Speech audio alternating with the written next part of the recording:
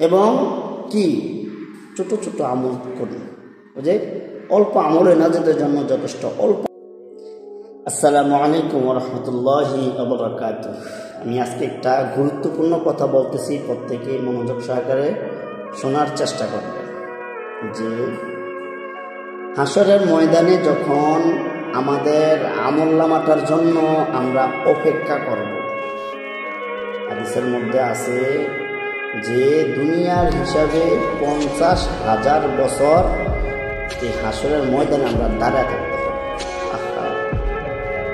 এখানে আছে যারা জান্নাতি তারা ছায়ার তলে থাকবে, আরশে আজিমের তলে থাকবে, সুবহানাল্লাহ।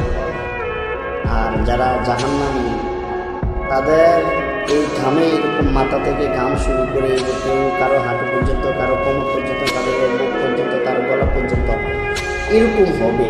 শুধু কি ঘামে, এটাও একটা কি শাস্তি হবে তখন ওই হাসরের মাঠে। বিকজ যেটা বলতে হয়েছি যে হাসরের মাঠে যখন আমরা এই আমলনামাটা হাতে পাবো, সেই আমলনামাটার অপেক্ষা করতে হবে দুনিয়ার হিসাবে 50,000 বছর।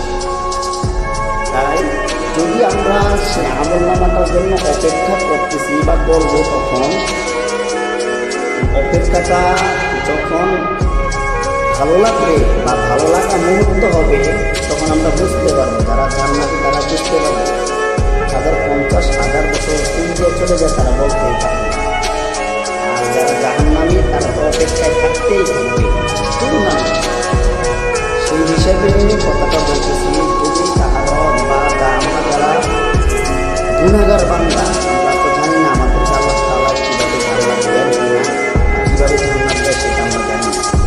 তাই যদি আমরা আমলনামাটা হাতে পেতে চাই, কি ডান হাতে যদি আমরা আমলনামাটা পেতে চাই, তাহলে আমরা বেশি বেশি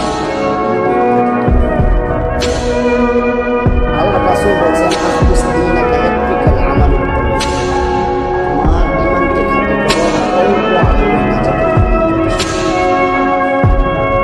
অল্প আমল করো,